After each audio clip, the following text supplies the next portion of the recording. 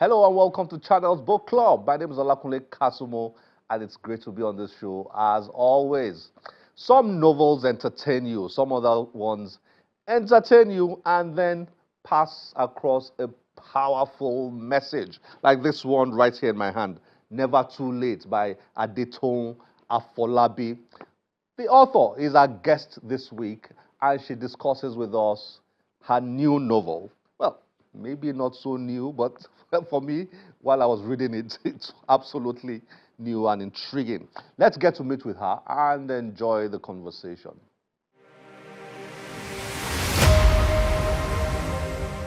Adetoun Afolabi is a substance abuse counselor, therapist, broadcaster, realtor, anchor, and author. Afolabi is an alumna of the University of Lagos and the University of South Florida in the United States. She's a certified master level addictions professional and an international certification and reciprocity consortium alcohol and drug counselor. Afolabi joins Channels Book Club to discuss her novel, Never Too Late.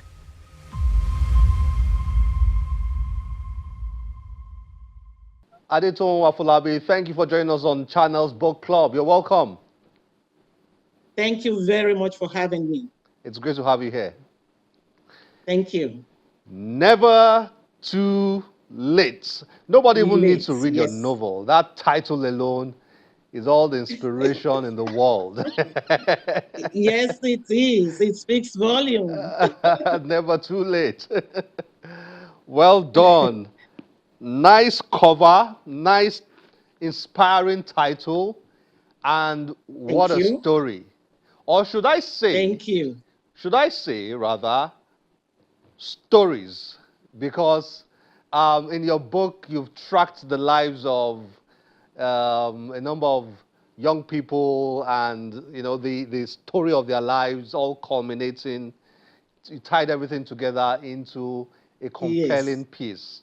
Well done. Yes. The book has more than one protagonist. Oh yeah, oh yeah. Should we Mm-hmm. be talking about Francine or Gina or Elizabeth or Ella or Carol or It's all woven into each other. Okay, let's start by I would like you to introduce the book to viewers and share with us what inspired you to write Never Too Late.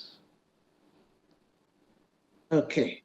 The book Never Too Late is about some ladies in high school. They started from high school. Francine, one of the protagonists, and Dina. Francine is a very, very good girl. And Gina, with her cohorts, Ella and Elizabeth, were bullying her.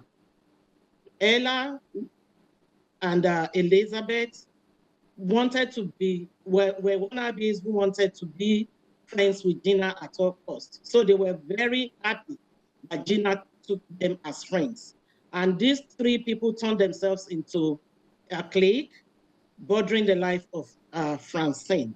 Francine, a very good girl, brilliant, all-rounder in school, athletic, and the senior prefect in her class.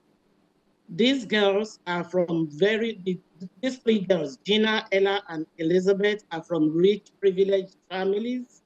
And because of this fact that they are rich, they believe they can do anything. And their parents, who were not really in their lives, they were workaholics who were not having time to raise these children. So these three children came from dysfunctional families. And with rich privilege, classism, and the fact that they can bully and do whatever they like, they ventured into drug use, drug addiction. And drug addiction is a fatal disease. Eventually, they had mental health issues. And this culminated into several other things that happened in their lives. They were not able to finish school. They were not able to do anything after high school. They were roaming the streets. And eventually, Francine was the one that was able to pull each one of them out of their quagmire and get them out to do what is right and what can get them to a better standing in life. And that is why the book Never Too Late is a book that's telling you that second chances are available to everybody. We all have this opportunity to be able to turn our lives around. Whatever situation you find yourself in, it is not the end of the world. It is not the end for you. With determination, with motivation, with support from people and from others, and you yourself being determined to do the right thing, you can turn your situation around. It's never too late. We all learn. Learning does not end until we enter into the grave. So as long as we are on this planet Earth, we can begin to work on ourselves one day at a time. And before you know it, you get yourself to that positive place where you want to be. The story you've just told now, I mean, viewers have to read themselves because it is They really do. it is quite captivating. the way you the way you wrote the story is quite it's touching. It's moving. It's it's a it's a story of it's about life basically. It's a Yes. book for me. It's a book about choices. The choices you make determine the path you will walk in life, determine the outcome of your life. And as young girls, Definitely. those three girls made poor choices. And those poor choices impacted on their lives very, very negatively. And the other girl, Francine, made the right choices, and she became, I mean, she was a star, and she continued to be a Yeah. star. Um, and Yes. you also wrote about why they were making bad choices, why Gina, Ella, Elizabeth were making bad choices, the influences in their lives, their parents, Mm-hmm. upbringing, and all those things influenced the choices they were making. So I don't know, did you mean for this book to be for young adults primarily, or did you mean it to be for any? I mean, this is a book I would recommend to young adults particularly because, I mean, anybody can read it. I enjoyed reading it, but I think young adults will be fascinated by the stories. Definitely. In actual fact, the book is a book for all ages, starting from middle school all the way to tertiary level. I will encourage people to read the book because people begin to take take bad choices right from when they start middle school, when they begin to see the influence of peers around them, and they begin to take things around them, around the community, and so on and so forth. We all need to be able to read a book like this. It tells you that the wrong choices can impact your life. Picking the wrong friends can impact your life. Friends can make, in the book I wrote it there that friends can make and destroy you. If you go out with the wrong crowd of people, before you know it, it will rub on you and it will make you to make the wrong decisions in life. The book talked about so many things. It talked about domestic violence. It talked about classism. It talked about dysfunctional families. It talked about work addiction. It talked about people not doing the right thing at the right time. It talked about us taking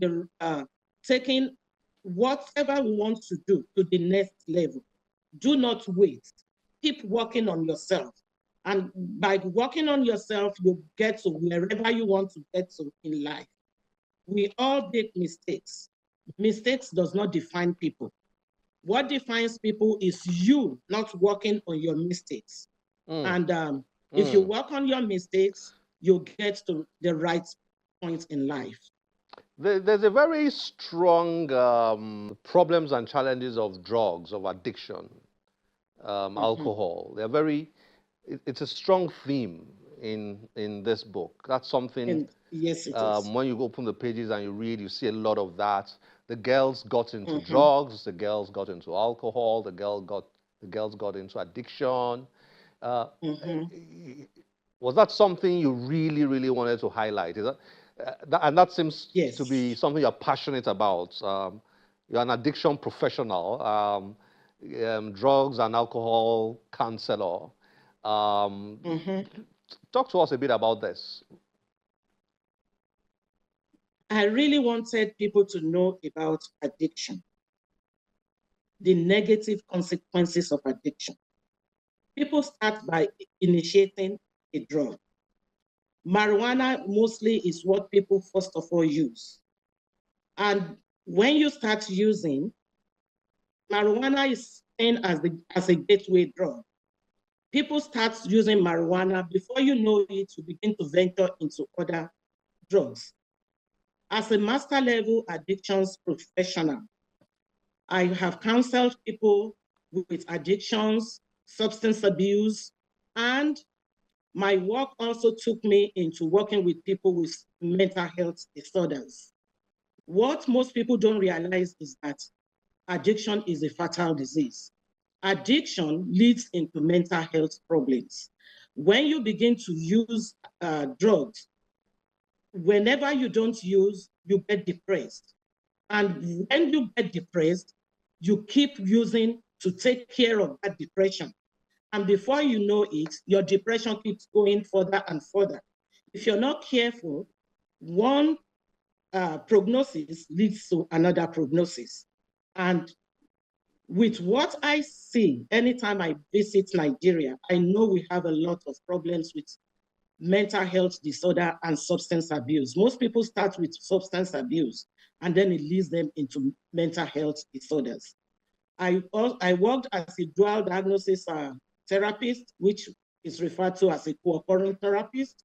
And it gave me the opportunity to be able to see that what's going on all around the world is like sitting on a keg of gunpowder. It's going to erupt one day. And when it erupts, it's going to be very difficult to treat.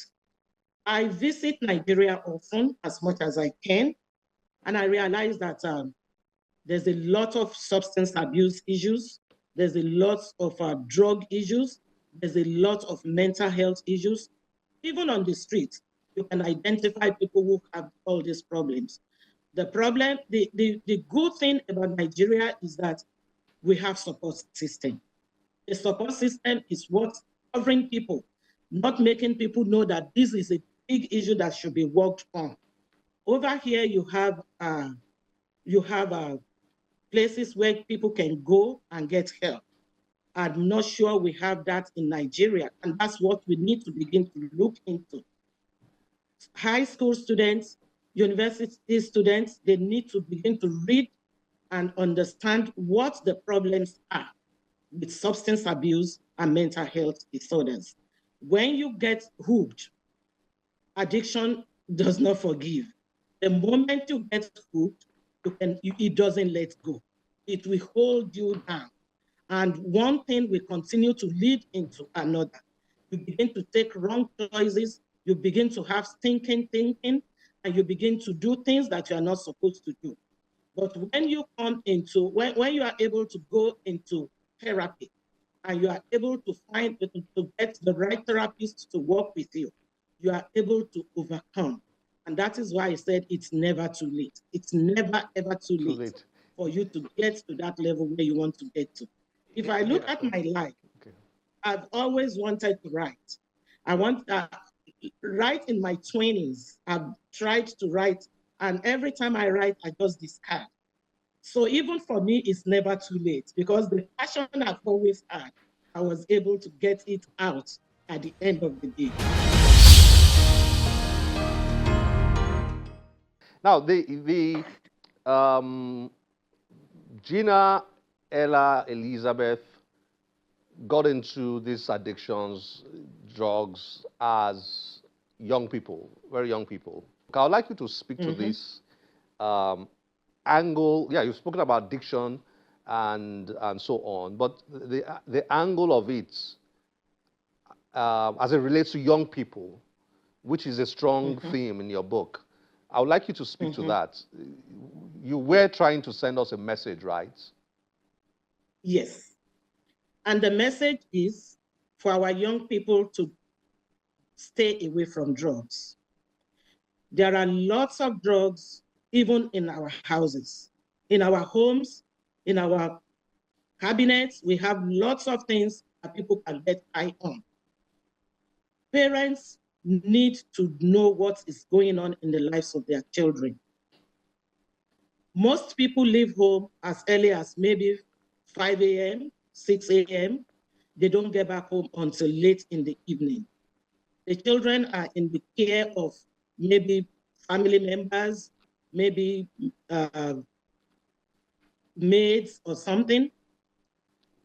Parents need to look into what's going on in their life. It all is not about money. We need to be in the lives of our children, monitor them, look at what they do, look at the friends they have. It's not as if you can force them not to have a particular person as a friend. But if you see a problem with a friend that your child has, for instance, look at Bettina and Jason. When Jason came into the life of Bettina, she realized that Gina was not good for Elizabeth. And they tried to curtail it. They tried to cut it, to cut that relationship, but it was difficult to break that relationship because they've gone so far. And addiction leads into criminality. And that's why you see a lot of people when they do, when they partake in criminal activities, they are always very hard. And by the time they realize it, it's like, oh, what have I done? Addiction will make you do things you don't want to do. Oh, wow. I think you should be on this show or on a show just talking about this. I mean, as a topic in itself, it's just your experience and your passion for it is just, it can be so helpful to many people out there. Yes, I have learned myself over time that the drug issue is major in Nigeria, and we're not talking about it well enough. I'm glad your novel addresses it. But let's come back to your book now, and let's finish on your book now. Is it being turned into a movie? Is it about to be turned into a movie? I pray it gets to that level. Yeah, I'll tell you why. Because you know the story. Yeah, because the story, you've got many strings of stories. Now you just mentioned Jason. Jason is Carol's guy, right? Jason is Bettina's husband, the husband of Bettina. Bettina is the mother of Elizabeth. Elizabeth's mother, yes. And he was the guy who was CEO of his own company, was doing well, and Elizabeth was initially very suspicious of, but he meant well for the girl. He was the one who spotted Gina, that Gina was bad for her, and told his woman that we better get her off this girl because she's bad news, right? Okay, now, so even that story in itself, even that string in itself, there's a movie there for me. You know, so you've got all this, you've got so many strings, so many subplots in your book, and one of them can easily pass as a movie. I did English for my first degree. Okay. And I try to put in a lot of story into it, into the book. Story inside story, dreams, and so on and so forth. All these are things that people can learn from. I wish I'm planning, and I pray I'm able to get it to that level where the book can become a movie. The movie. And I remember when I did my book launch. I'm cheering you on that. I remember when I did my book launch, I said it there that I hope it becomes a series because people need to know how they get from one level to another. Yeah. They need to know how to scale back. Well, We learn bad behavior. People who are using drugs, people who have mental health disorders are not bad people at all. They learn a bad behavior. And a bad behavior, you can unlearn it. If you unlearn it, you get to your potential. If you do not, then you remain where you are. People see mental health disorder as a stigma. To me, it is not a stigma. Mental health disorder is a disease, just like any other disease. You have people with cancer, you have people with diabetes, you have people with all sorts of diseases all over. Mental health disorder is just a disease with the brain. And if you use the right medication and you follow your doctor's prescription and you follow the regimen that you are given, you get to you can achieve anything in life. We've had presidents all over the world that have mental health disorder. That doesn't say they will not be able to function. So because you have a mental health disorder does not mean you cannot get to the highest potential in life. As long as you are using your medications, as long as you are doing the right thing, you'll be able to overcome whatever your problems you have in life. So this book, I just believe that if we can inculcate it into our curriculum, into our syllabus in Nigeria, especially, it will help people. Probably from high school to the tertiary institution as a literature novel, it will be of immense help and support to people.